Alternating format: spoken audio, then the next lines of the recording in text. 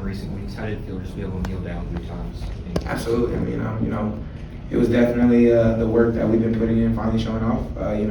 I feel like one thing that this team hasn't done is waver. I feel like we haven't stopped going about things the way that we go about them, and I feel like that allowed us to be able to keep pushing. No matter what happens, we're just going to keep on pushing as a team.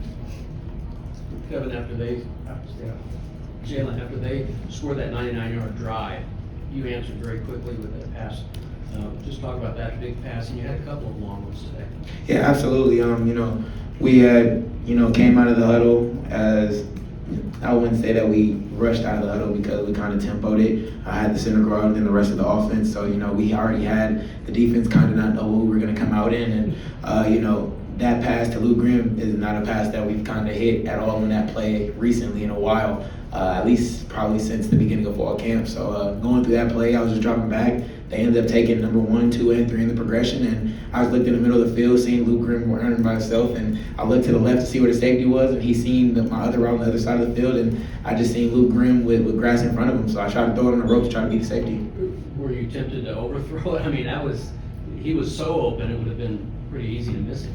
Yeah, sometimes the wide open throws are the hardest throws to make, but I just wanted to be able to give him a chance, and I was able to do that.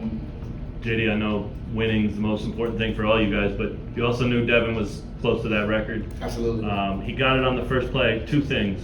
What did you guys say to him after that? And did you personally know the play call for snap 1 today and what he was going to have a chance to get it on? Yeah, I mean, going into every single game, I know the first play of the game, but it didn't really hit my head that, like, all right, the first run, like, he's only, 6, 7 yards away, and then he ends up getting it.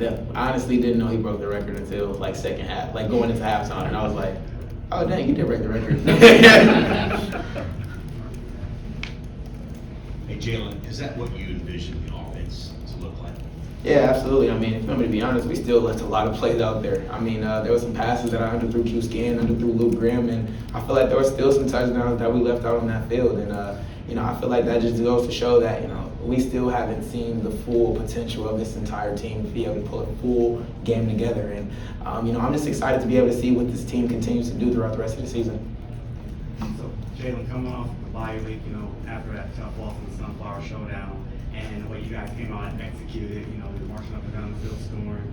I mean, how good do you think you utilized the time off, and what's the hunger for more, keeping the old folks alive? Yeah, I mean, absolutely. I mean, I feel like the bye week just allows us to be able to, take a step back, look at, how we lost that last game, and be able to, take the steps that we need to be able to take. If you want to be honest, you look back at our last win, it was coming off of a bye week as well. So I feel like the bye weeks have, helped us a lot as far as being able to maintain health, but also being able to lock in and be able to get that extra preparation for the team ahead.